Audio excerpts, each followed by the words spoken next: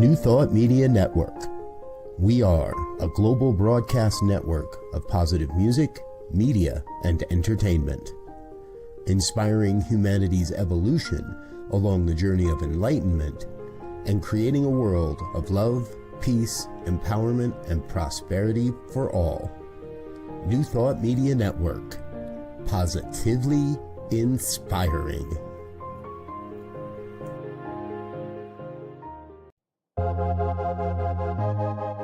New Thought Media Network proudly presents the High Vibe Hour.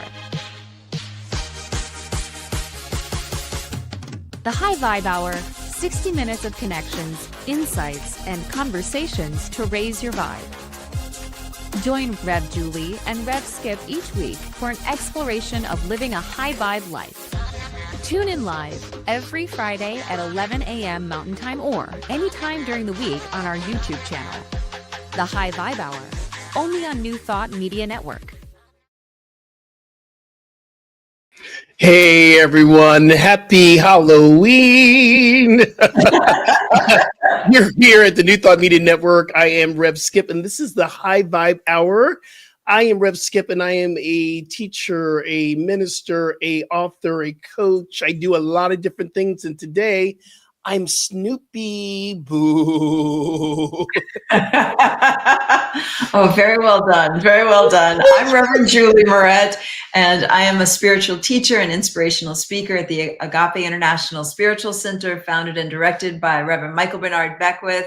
And I'm so excited to be here because I have only thought of Halloween as like, boo, but you have like so much more information to share about the depth and richness of this. Do. So, I'm excited to dive into that.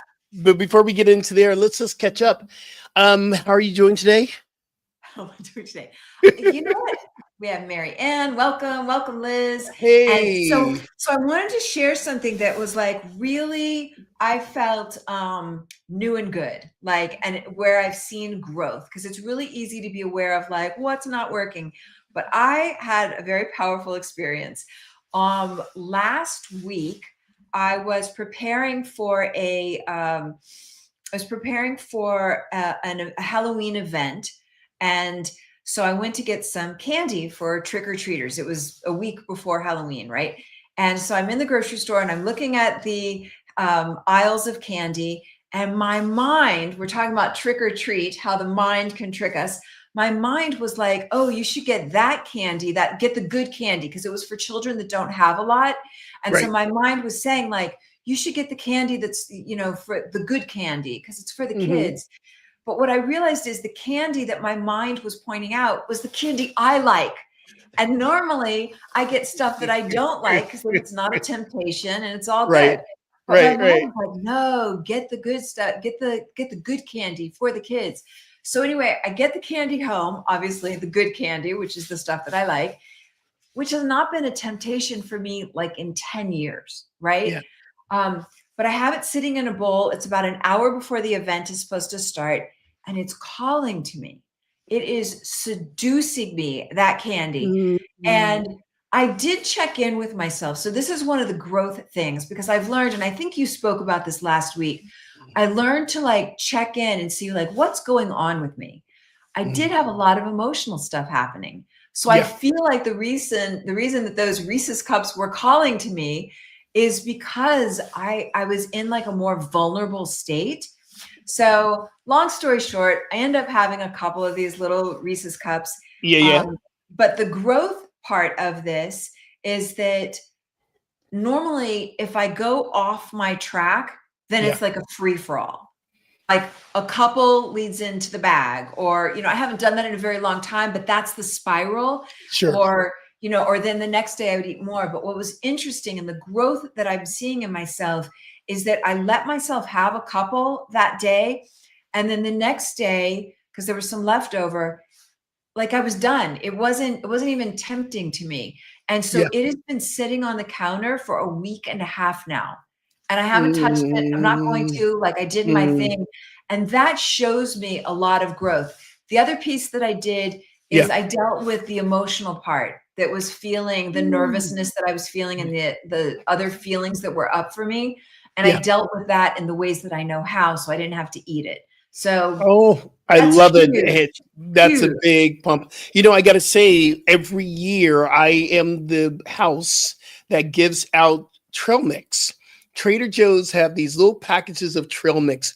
As a fitness professional, as someone who's always believed that sugar was my first addiction, I always Right. give out the trail mix. One year, this is very funny. When we first started doing this, I've been in this house a few years now and coming back to this neighborhood just last year. And a few, first year we did this about 10 years ago. I remember hearing kids saying, don't go there. He's giving out trail mix. But last year, people were opening up the door and they were reaching and going, oh my God, trail mix. And the Are kids you were kidding? so into, I'm not kidding. I'm not kidding. The only Kids thing or about giving parents? trail, Kids or well, parents? Call it out. no, no, no. It was the kids. It was the kids. But the one thing that we have to do is the parents are normally with the kids saying, Mom, there's nuts in there, so be careful, whatever. We just said, Right. and just Mom, there's nuts. So we say it loud enough.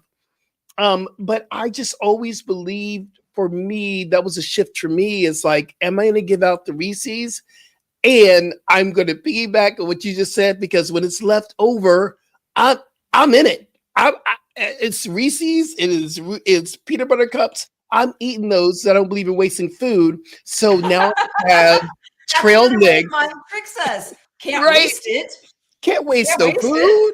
Can't even get throw that away. That is so awesome. Hey, Yeah, Rev, yeah. can I So what's address Liz's question real quick? okay? Liz is asking, yeah, last couple of weeks ago, we did announce that Reverend Cynthia would be moving forward into teaching more practitioner training. I just want to acknowledge that, Liz. I know how much you love Reverend Cynthia. She's out changing the world, as myself and Reverend Julie, we're going to be here hanging out doing what we do here. So we bless Reverend Cynthia and thank you for sending out the love. And she's out changing the world. I hope that is okay. Yeah. Um, And Marianne was like, "Yeah, I get the good candy." Yeah, I too." saw that. You get the good candy too. I saw that. And I want to say, Marianne, you're in Kauai. You're having is this right? Are you having Halloween in Kauai? That's a great place to have Did they trick or Halloween. treat there? We need I to know don't know. that. Please drop a message in there, What do they Marianne, do? if you're Hawaiian, and what are you dressing up today as? I've already said this to you before we got online.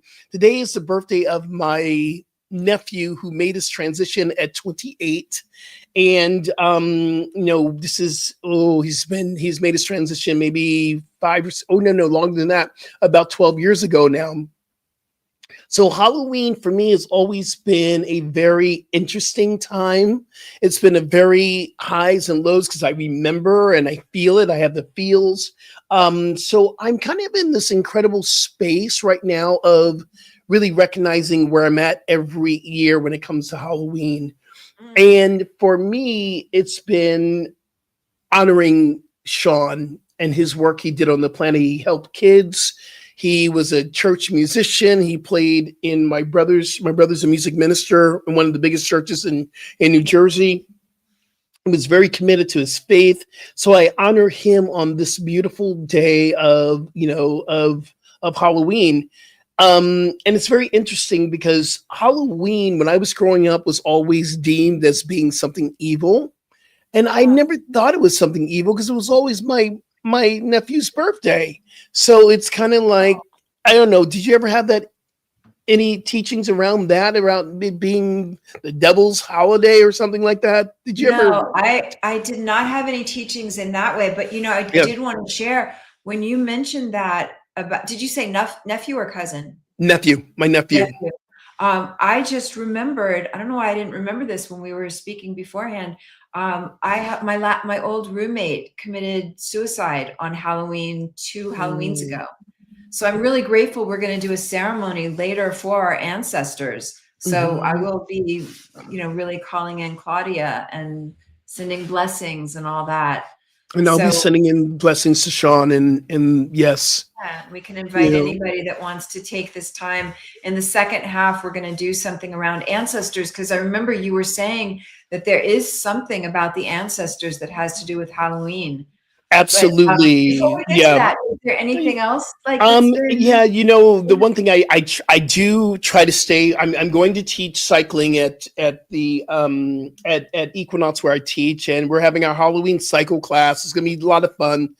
pretty to wear? I'm actually okay. This is the dark side. I already talked about this. My dark side. I love horror films. It's just a part of me, and I just chuck it up. I had a conversation with a Keely Beckwith once, this is years ago. Keely Beckwith is Michael Beckwith's brother at Agape International Spiritual Center here in LA. And I remember him saying, "Oh yeah, no, I watch horror films, or I watch something dark. I just have to keep telling myself, well, that's pretty dark, and keep on rolling." I've always been in that space of, oh yeah, that's dark, but it's more fantasy than anything. So I am going as, it's this really cool t-shirt. I should have worn it. It's this t-shirt that it's one arm is kind of bloody and is dripping down and all that. And it says across the t-shirt, "I'm fine."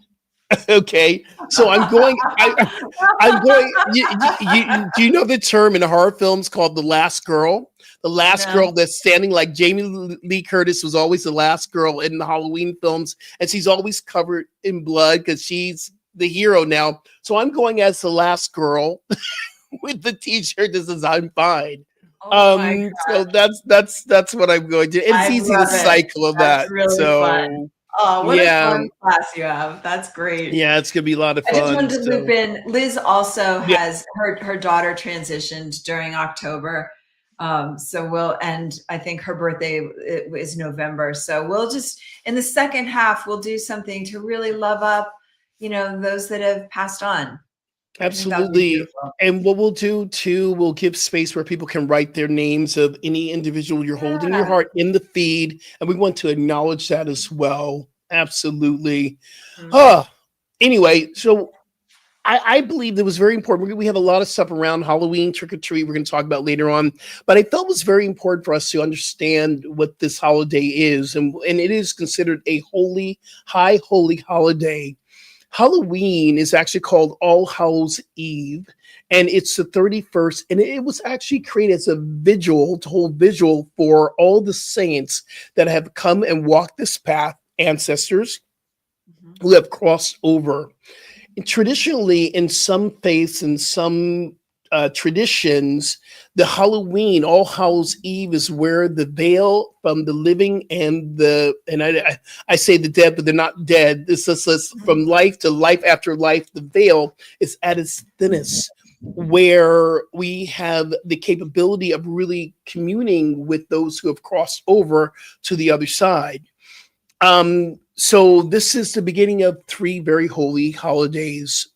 The next day, and will be on tomorrow, November 1st, is called All Saints Day, and where we honor all the saints that have walked this path to teach us how to live in harmony, how to live in peace, that were spiritual avatars, those who were, the warriors for inclusivity.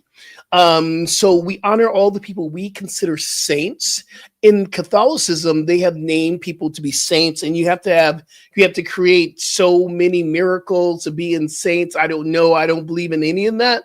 But also, I do believe that there are people that we hold very saintly in our hearts. There are people that I know that came like Mother Yes, Teresa, yes. and people that have come through. And then on November 2nd, that Sunday, it is called All Souls Day, where we celebrate every soul that has crossed over, deemed to be saints or not saints. It is all a celebration of All Souls Day. And whatever soul means to you, spirit, soul, ghosts, many words for that energy that lingers with us, I call it the ancestors. So for me, it's All Ancestors Day. So the next 3 days are very sacred days. Yes. That's beautiful. I was just thinking of some of the people that I would call saints at Agape, like Lissa Sprinkles, Oh, Theodosia, and there are a lot of people that Mama Byers. yes, yes, yes, yes. Absolutely. Mm. Alice Beckwith. So that'll be nice. I'm glad we're going to take a moment to do something sacred with Halloween Yeah. other than like talk about candy. And Reverend Julie, do you have anybody in your who really guided you? Like you mentioned Theodosia. I'm getting very emotional. Theodosia, one of the master practitioners that, of course, she's made her transition. Like I feel her all the time around me. And also Maisha Hazard, Dr. Reverend Maisha Yes. Hazard, people who taught me to be the minister that I am today, who guided me. One thing Theodosia said to me, she said, I would say, oh, I'm one with God, I'm one with God, one with God. And she said to me, this is coming out of Prac 2. She said, I want you to change that. And I went, why aren't we one with God? And it's just one with still has a sense of separation. You're one as God. That was when everything. Kathleen Benjamin's online. That is when I can't believe it. Theodosia was the one who got me to realize I am God in the flesh, and so are you, and so is Kathleen and Marianne and Liz. All are we are one as God. So I shifted my language. I stopped saying one with God. I am one as God, and so is everyone else. So Theodosia is a saint for me. Yeah. So Theodosia taught me a lesson that's a little like embarrassing to me, but she was a powerful presence in my life. I didn't know her that well, but I felt her a lot. And Mhm. so we had a lot of love for each other, but we hadn't spent a lot of time together. And we were roommates at a Revelation conference. We were paired together, and I had a very big job. Kathleen's loving up Theodosia also. Mhm. I had a And very it's her big job. birthday, It's yeah, her birthday is on November 2nd. So right? happy birthday. Um, so anyway, so Theodosia and I were roommates, and I had a big job at Revelation, and I was really on, and I can be very Mm. focused and very business minded, and I was really doing my thing. And I noticed that whenever I came into the hotel room, she was just like sitting very peacefully on the bed. So I had many opportunities to get out of my busyness and just connect with her, but I didn't because I was so busy and important and I had things, and I had no idea she was sick at the time. And I only found out later. And so that experience, she ended up passing. That experience was such a wake up to me to stop and Yeah. see people when I see them and be present, because tomorrow is not promised. You never know what next moment. And so she was one of the angels that I learned in a very painful way, but a beautiful way also. She's definitely an angel in my life. And I Mm. learned that lesson because of her, really. Yeah. Yeah. It's powerful when we can recognize, and anyone else you're recognizing right now as being saints or someone in your life that has helped you on the way on this journey. I want you to write into the feed. But I think it's very important that we honor our teachers. And for me, Theodosia was the very first person that crossed over that I considered to be one of my New Thought teachers. Since then, we've had many. And I remember being very, very sad. And I remember talking to Reverend Michael, because I was noticing Reverend Michael Bernard Beckwith at the Agape International Spiritual Center at the time was running a class. I said, "Aren't you sad?" He goes, "No. Why would you be?" I'm sad. He goes, "Skip, she lives on. Her spirit is with us. She's an ancestor. It's called life after life." And I realized I was hearing him say that. And I was not understanding until he took the time to really honor and say, no, it's life after life. That Yes. helped me to get through when Sean made his transition. It's, and I always appreciate that Reverend Michael is really good about saying, like, the people that are here that are left when a loved one passes, they will miss the physical presence. So he does acknowledge that. Mhm. And to your point, I remember, like, it felt like immediately after his mother passed, his father passed, like he has Mhm. had significant people in his life die, and he's back there up on stage, and there's real joy. And I remember seeing real joy in him and Akili after one of their family members had passed. And I couldn't understand it, but it's exactly what you said. They really live that teaching of life after life. There is a definitely a missing of the physical presence, but boy, talk about angels in your life, you know, Reverend Michael Bernard Beckwith for sure, because he walks his talk. Absolutely. Absolutely. So we're also talking about the trick or treat, and I love this idea. Did you do the mask? Did you do the mask part? Oh, I didn't talk about the mask. I was going to let you do the trick or treat, and I was going to talk about the mask. Okay, let's do trick or treat. Go. Okay, tell us about the trick or treat, because I love this. I'm more excited about this, and it leads right into our trick or treat as well with the mask. So yeah, okay. So I already shared in the opening, like my mind tricked me. It so tricked me. Like I'm standing there in the grocery store looking at the candy aisles. There are so many candies. Sour Patch.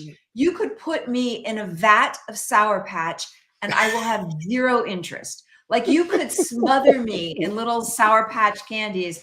I'm not touching it. I love those, by the way. I love those. It's like my son's favorite. So other people do like it.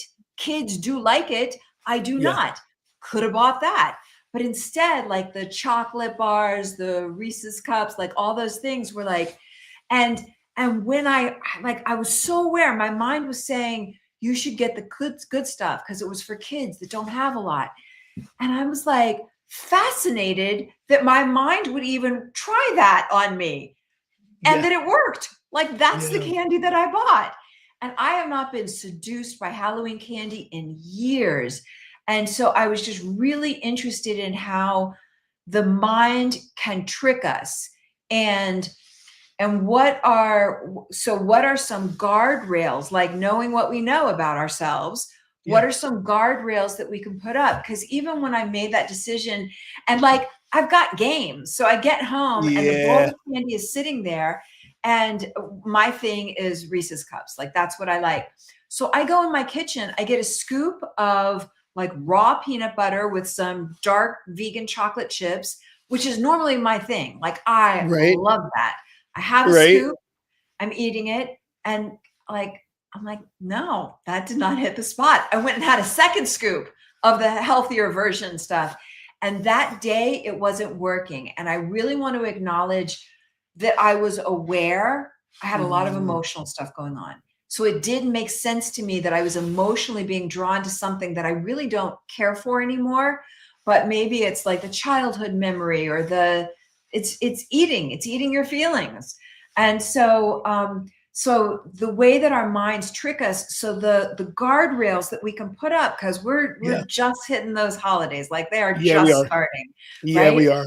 And so I decided like that I was going to make sure that I got in. I like to do half my body weight in ounces of water. So I decided to make sure I was really hydrating myself, and it's not gulping. Like I guzzle about 20 ounces first thing in the morning, but the rest of the day I'm just sipping water because the body absorbs it better. So I decided my thing is to like crowd out what I don't want with what I do want. So I did the candy thing. I had a couple of those. Now I'm going to crowd that out with things that I do want. So the next day my eating was really on point, you know, like I got my dark leafy greens in, I got my hydration in, and I got my workout in. And so that's really like the idea of what are the guardrails, and it can include having an accountability buddy, because we want to be able to do the fun things. Like if you want to have the candy, or you want to have the pecan pie, or you want to have the sugar cookies at Christmas, like whatever the things are, what can we do? Because our mind will play tricks on us. It's like, absolutely. You're tired. You don't need to go work out today. You'll work out next month. You know, like the mind. So what are the guardrails that we can get in place? And it's like, I have an accountability buddy that I work with. It can be, you know, filling up your jugs of water the night before, having them sit on the counter so you know how much water you want to get in. Food prep, so that the healthy choice is the easy choice, as Dan Buettner from the Blue Zone says, right? So, you know, I just want to invite all of us, right, to take a moment and think for this week, right? Today is Halloween. Maybe some people will be having, you know, some of the treats. Like, what are some guardrails you could set in place for today, for this Yeah. moment, right? What are the foods? Are you getting your protein in today? Are you doing your veggies today? And like, think like, what's practical? What's realistic for you today? I have food that's already prepped. I know my food's going to be on point for most of the day, right? For Yeah. 2/3 of the day, my food will be on point. I'm not sure what dinner will be tonight. Um, One of the things I love about what you're talking about, how the mind plays tricks on us, and how does that relate to the mask that you were talking about? And I was thinking about this in our Halloween traditions or All Hallows Eve. The reason why we wear a mask is to hide our true nature, our true spirits away from evil spirits that might want to attack us. That's a sense of fear. Sometimes in our own metaphysical growth, we put on the mask, and until we understand the mask that we're putting on, we're hiding our true nature away from each other. So sometimes I wear a mask of the hero. Sometimes oh, I wear the mask of the victim. yeah, yeah, Sometimes I yeah. wear the mask of the healthy personal trainer. Sometimes I wear Yes, the mask of the minister. Wherever yes. this idea, and this is not where we notice that we're wearing the mask, but we must go and ask ourselves, why are we wearing the mask? And the mind will trick me into saying, oh, it's time for me to put on my minister's mask, let's go. Or if I'm like, I'm going to get my manicure pedicure today, and I want to do my orange nails today. Oh, I'm speaking on Sunday. So do I wear my orange fingernail? What mask am I wearing? Am I truly being authentic and being real, especially when it comes to food? Oh, I'm going to put on the mask of the healthy person and not have what I want. You know, all this is related into this experience of the mind tricking us into wearing our mask. I'm so resonating with that. In psychology, there's a branch of psychology called IFS, Internal Family Systems, and Hmm. what we would refer to in your example of masks would be parts. So there's a part of me that's a victim. There's a part that's, you know, like the super healthy part, or all those parts, and those are all different kinds of masks. So I want to take a pause and just think, like, what Yeah. mask do I have running right now? Like, as you're listening to this, what mask do you have going it's a part of you, but not necessarily the truth of you? Like, I was having so much anxiety about, so I have a big change that's coming up in my life. And I was really feeling last night like powerless. And that was a mask. That's a part. That's not the truth of me, but that part that feels like I don't have options, or that part that feels like um, you know, helpless, maybe a little bit victimy, was really up. And so I'm taking Michael Beckwith's prosperity class right now. And so, like, at 1:30 in the morning, I just started listening to the replay. Again, that's crowding out what I don't want with what I do want. My anxiety Mm, was really up. And so I wasn't sleeping. So I just plugged in his course, and it's prosperity consciousness, which is not just money. It's like, it's a refocusing. So when we talk about the tricks that our minds play on us by popping up these different masks, you know, be the good, loving humanitarian, buy the good candy, like whatever the masks are that are popping up, how can we create some guardrails to bring us back yeah. to the true self, you know, And the true Julie, what does Michael Beckwith say about using language like "I can't afford" or this? And I've been very conscious Oh, around those yeah, words popping into the universe of this is also a mask that I can wear, and or we can put out there those words, and especially in prosperity, people, when we say I can't afford this, or I'm not, there's something deep around that. yeah. Yeah, because obviously words have meaning and they have impact and they create imprints in us. So Mhm. he just spoke to this, so to really hyper focus is one of the phrases that Okay. he's been using, to hyper focus on where there is massive prosperity. So like Mm. I'm looking out at a field of trees. Like there are just leaves everywhere. I could never count all the leaves that are out there. There is so much prosperity.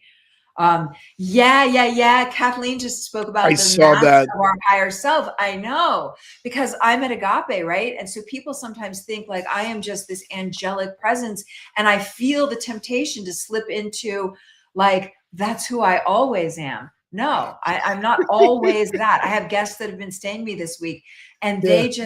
they were commenting about how like peaceful and calm and all these like beautiful things about me. But that is a truth about me, but it's not the whole of me. I have everything. And it's very easy, especially when we're on a spiritual track, it's very easy to fall into that mask of being higher than, better than, like purely spiritual 24/7, the higher mask self. Thank you And for then that. and So and true. then we also have a tendency, we're going to take a break in a moment, but we also have a tendency, for me, and speak for me, that when I don't live up to that higher self mask, I shame myself for not meeting that standard, that Gifts of Imperfection. Thank you, Brene Brown, which is one of my favorite books. So I'm going to be completely transparent and honest with y'all. Last night I went to go, I love the film, so I went to see Sinners for the fourth time, which I love it, for Halloween, whatever. And I was starving. I mean, literally starving, but I just didn't want to go and cook anything. It was about 10 o'clock at night. I went to Ralph's that was still open, and I was really going in there to grab a banana and some little vegan biscuits. I was just going to get a little snack. The fried chicken called me. I got Yeah. 2 pieces of fried chicken and I took it home and I enjoyed it. And then I began to shame myself. Oh, I'm not living up to my new book talking about choosing wisely. I That was my mask in that moment. I'm like going and shame. I was shaming and blaming myself, wearing the mask of the victim, the shamer, and I was receiving. I was going, yeah, you know what? Why am I even writing a book? I mean, I went to a spiral. I had to catch myself going, wait a minute, this is not your truth.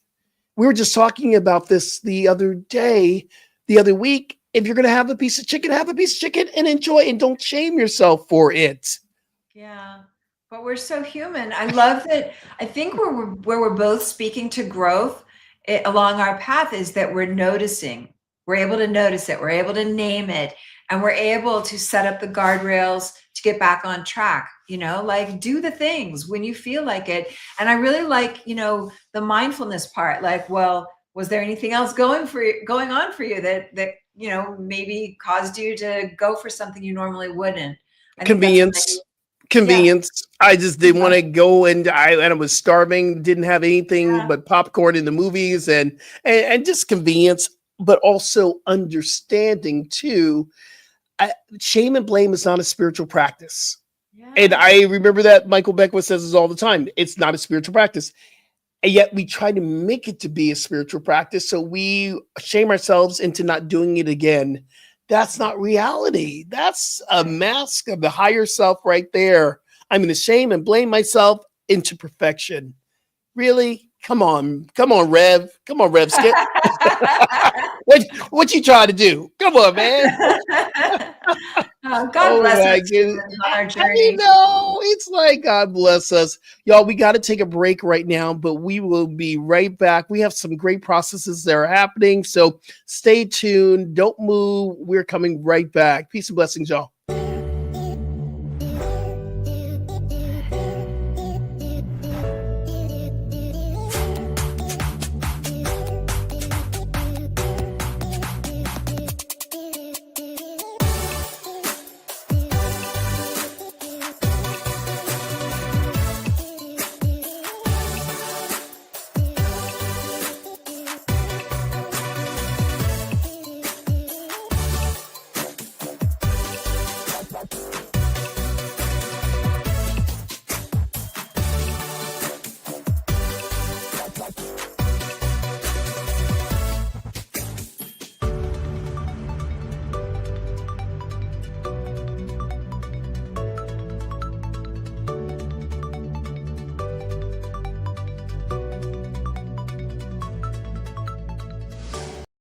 Are you passionate about media, storytelling, and making a difference?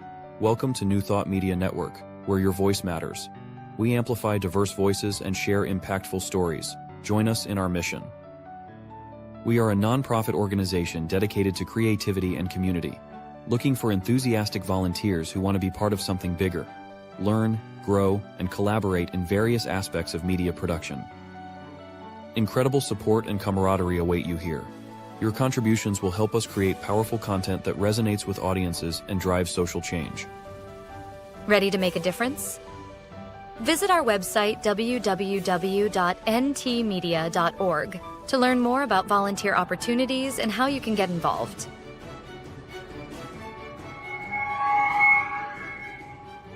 Find our volunteer inquiry under the Engage tab on our website, or visit www.ntmedia.org/volunteer. We look forward to connecting with you soon. New Thought Media Network proudly presents the High Vibe Hour. The High Vibe Hour, 60 minutes of connections, insights, and conversations to raise your vibe. Join Rev.Julie and Rev. Skip each week for an exploration of living a high vibe life. Tune in live every Friday at 11 a.m. Mountain Time or anytime during the week on our YouTube channel. The High Vibe Hour, only on New Thought Media Network. Hey, everybody, welcome back to the New Thought Media Network. We are having a high vibe hour conversation in our Halloween episode. I'm loving this with you, Rev. Me too. This is really rich, and I'm learning so much from you. So what's the treat, yo? Come on, we talked about the treat. Give me some treats. So I did this actually at 1:30 in the morning. This is kind of a treat in the way that we are connected, like all the unseen juiciness that's available to us humans. So one of the things that got me at 1:30 in the morning was I woke up and I was having this dream and I was like clutching myself. And I was imagining in my dream that I was holding my son and I was just like squeezing him so hard, just saying, I love you so much. I love you. I love you. I love you. I love you. I love you. I love you. And it was so intense. And I woke up and God bless Life 360. I looked and I noticed he was going out to a party at 1:30 in the morning last night. I didn't know that. And so some part of me plugged into my child. And I was basically, by saying I love you, it was like, be smart, make smart choices. And so that is one treat about us humans, that we have access. We have, as we cultivate our consciousness, there's something quite juicy that is available to us. And so that's one treat. The other treat that when I started having anxiety and I started listening to Michael Beckwith's prosperity class at 1:30 in the morning. And he did this thing of like inviting us. He spoke about the difference between memory or recall, because he was inviting us to have a recall of our true self, like who we really are. And the differentiation he made is that memory is like of the ego. Recall is of the soul, because he was guiding us to remember a time when like everything was good and we were all prosperous and everything was good. But I was in like a survival brain state at that time and I didn't have access. I was like, I have no memories of anything good ever in that moment. So I wasn't able to remember. But when he said recall, when he made that differentiation, like, what's the truth about my soul, you know? And the truth is, it's interesting what Kathleen brought up about our higher self. Like that is a truth about me. And so I got this image in my mind's eye of me, like when I'm really grounded, when I'm really in myself in a powerful, empowered way. And that launched me. So a treat that we have is when I recall who I really am, because the world will seduce me into thoughts of lack and limitation and powerlessness and whatever else, the circumstances, but the recall, when I let my soul remember what's true about me, like badass to the nth degree, like nothing, nothing holds me down or back. Like that flight experience that I had, remembering who I really am. So that's the treat that's available to us in any moment. And I'd love for us to like do that. Can we take a couple minutes and just get a hit? Absolutely. And before we do that, I want to share a treat. I had a treat this week too. Please. My treat this week, and then we're going to do a process so we can all find our treats. I had 2 treats this week. One was I literally said, okay, I am probably done teaching spinning and these high athletic classes. For one thing, my knees are going, yeah, you are 61, so you can still keep jumping up and down and feeling all that process there. And I literally said to the universe, okay, I want another gentle yoga class. In less than an hour, someone called from Equinox in Westwood. The manager said, would you like to teach a Thursday morning, 10:45 gentle yoga class? And I went, are you kidding me? Okay, thank you. I don't know if you know who Corinne Jean-Pierre is. She is the first openly gay Black press secretary for the Biden administration. She worked with the Obama. She just released a book called Independent. And I'm very interested in politics without getting dragged into it. And I was thinking it would be great to meet her one day just to say, I love you, queer sister. I love, not because she's more than a queer sister, but I love you. And all of a sudden I get an invitation to come to a book signing. Now, fascinating. Come on, universe. Come on. Yes. That's So I think it's so helpful to take moments to notice it and call it what it is. Like that's a gift from the universe, because it's so easy to mow over these things, right? That part. So easy. Like we just had a thing before this call. You started talking about teas, and you just had this whole thing about tea, and I had almost an identical thing about tea yesterday. And so to say, like, thank you, universe, because that's a yes from the universe. That's a yes from the universe. And it's like, yes, and more, please. So I love, I think that's a treat when we acknowledge it and claim it, because then it invites in more of those. It says we're available to the flow of the universe. You're going to take us through a process of having our listeners and viewers find their treats. Yeah, let's do like a sweet little thing here right now that has a big impact. And this is just a feeling tone that I got from Michael Beckwith's class as I was listening to it again last night. And it is, if you're not driving or operating equipment, I'll invite you to just close your eyes gently for a moment. This is brief. Taking a breath, taking a nice, easy breath of air. And on the exhale, just let something go, anything that's pissing you off, weighing you down, anything, any of the debris of the day. Breathing in and releasing, letting go. And begin, as we begin all things at Agape, just begin with gratitude. We're tuning in to the frequency, the energetic frequency, the radio station of gratitude. We attract at the level of our energetic frequency. So let's tune into that frequency right now. Become aware. What are you grateful for? And there are moments when it easily feels like not a thing, like there is not a thing to be grateful for. So double down and find something that you can be grateful for in this moment. It could be that this podcast right now is a lifeline. So be grateful for it. It showed up and you said yes.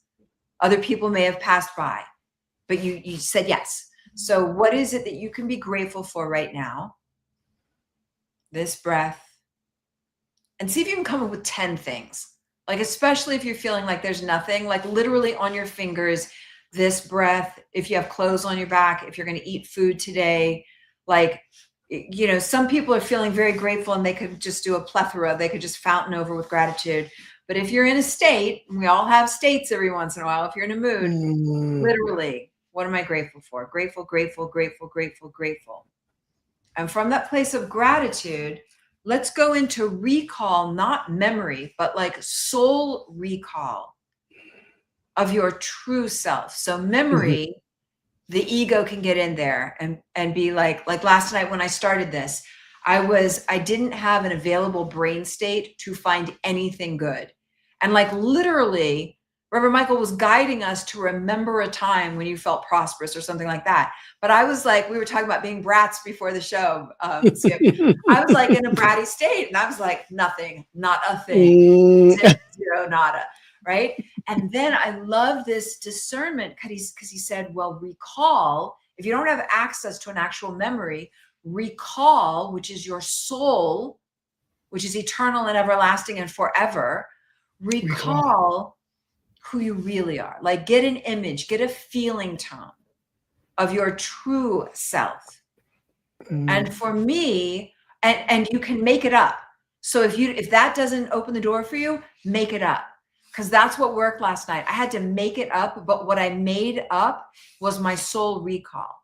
And I got this image of how I feel when I'm really aligned, when I'm really in a clear place on stage, at the Saban Theater, at Agape, streaming to over 180 countries and territories. And I feel more than my higher self mask. I feel the true angelic presence that is a true aspect of me. I feel the sincere desire to love and to be a blessing, to let that energy wash over every person streaming, archiving. And that feeling tone allowed me to get back into my body. So I'm inviting you in this moment to become aware or make it up, because the part of you making it up is your subconscious mind. It functions with volition, with purpose, and it will give you exactly what you need. We'll get an image. What do you look like? How do you dress? Where do you go? What does your body feel like when you are your true self, who you came into this world to be? And it's not poor, pathetic, doesn't have nothing, nowhere, no how. There's something of you that is here for glory, for sharing, for contribution. Make it up if you have to. Breathe it in, get that image bright, make it compelling, make it exciting. Hold it, hold it, hold it, hold it, hold it. Release and let go. One more time, breathe in, get an image of yourself. Make it up if you have to. Pure, clear, generative, generous, healthy, vital. Notice how you look, what you wear, where you go, what you do. Bright, clear, hold it, hold it, hold it, hold it, hold it, hold it, hold it. Release and let it go. Yeah. And let trillions of light particles from that image rain down inside of every proton, neutron, electron cell in your body, that it becomes your way of beingness. As we roll over to Skip right now for another blessing of the ancestors, allow this imprint to become part of your neural code, your neural pathways of remembering your true self so that you are magnetized in your thoughts, words, deeds to become the living iteration of that truth. Yeah. I'm going to pivot it over to you. So what I got from this is that word recall. Recall is such a more powerful word than remember. For me, because memory is a mind state for me, recall is a full embodiment of that experience. And I love the recall because we've all had those moments that we can always instantaneously recall and or go through the process. That was brilliant. Thank you. Thank you. Pleasure. So as we are celebrating All Hallows Eve, this is a time where we really begin to understand our ancestors. I'm going to use that word ancestors, and in our ancestral realm, because we will all have that experience of crossing over into the ancestral realm. And as we cross over to the ancestral realm, understanding our ancestors have no gender, no color, sexuality, has no personality. It is just pure spirit with the intention to guide us, to lead us, to give us a way to maneuver through what we're experiencing at any time. And I believe in this moment, we're calling forth our ancestors to help us to remember our true state versus this personality experience of what's happening outside of us. So I want everyone just to close their eyes just for a moment and just go deep within and bring into your mind, into your mind's eye, an ancestor that has crossed over, someone who you know is holding you and guiding you. Mine is my nephew, Sean. He is an ancestor I'm calling forth. And you call forth that ancestor as well. If you would like to drop it into the feed, the name, Reverend Julie's already dropped in Dr. Maisha Hazard, Alyssa Sprinkles, Theodosia. And we recognize them as our teachers, as our guides, as our support on this human realm. And this is a prayer from our Indigenous brothers and sisters. It says this: beloved ancestors, we call upon your wisdom, your courage, your enduring light. We honor the path you walked, the sacrifices you made, and the dreams you carry so that we might stand here today. May your strength rise within us. May your guidance whisper through our hearts. May your love remind us that we are never alone. For your spirit breathes through our breath. Our prayers echo in our bones. And your hope continues through our lives. I bless you. I thank you. And we stand in your name and in your legacy, and we vow to live with dignity, compassion, and truth. Walk with us, guide us, protect us, and lift us into the highest good. And so it is. Amen. Amen. Wow. I just had like a healing. I just had such a powerful experience. When you started speaking and you said like calling our ancestors to guide us, I started thinking about my ancestors, and my first thought was, no, let me call in like Isis, because I was thinking like my ancestors weren't like spiritual in the way that I am. So I was thinking, no, I need to call in somebody else. And as you were speaking, I realized like, no, everything is in divine order. And those people that I didn't think of as necessarily being able to guide me as a very like intensely spiritual person in a very specific way, I was like, no, they have something to offer. And it was almost like a forgiveness, or not necessarily forgiveness. It was like a peacemaking and like an appreciating of them for who they are. That was really powerful. I'm so grateful for that. Thank you. And as you were talking, I'm reminded of my father, which we had not the greatest relationship when he was living. A lot of it was because he was very abusive to my mother, and she left when I was 1 year old. So what I got from my mother was all the things that were wrong with my father. I internalized that. So I carried this for over 40 years, even after his passing. And I was in a ceremony during the pandemic, the forced isolation, I should call it. And I went to a ceremony and I met my father in the vortex. He has since made his transition. And I said to him in this experience, I said, why did you leave me? Why did you not love me? What did I do wrong? And my father's spirit said to me, I've never left you. I've always loved you. You have done nothing wrong. In that moment, there was an instantaneous healing that happened within me towards what I thought about my father. So thank you for helping me to remember that. Wow, that is so, so beautiful. Yeah.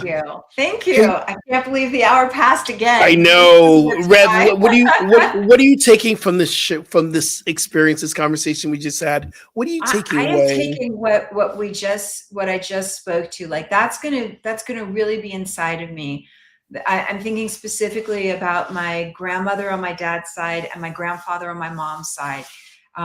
and like just really appreciating their eternal presence. Yeah, that's what I'm going to take away. I'm going to really be with that and be with them and be grateful, for what they did offer, Yeah. I'm taking away a lot of what you just said. I'm taking that away as well. I'm taking away honoring my ancestors, being more diligent with that practice, especially before I go up and teach or in front of a pulpit or whatever I'm doing, on a pulpit, really honoring my ancestors.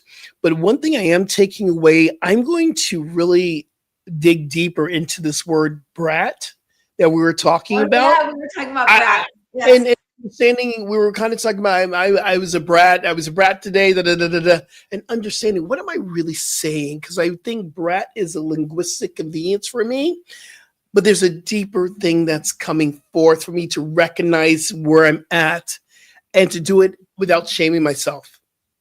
Yeah, because we were talking about brat, and I was saying another friend of ours had recently described herself as a brat. But what I'm hearing is when with both of you speaking about brat is just saying what you really want, like being a stand for what you really want.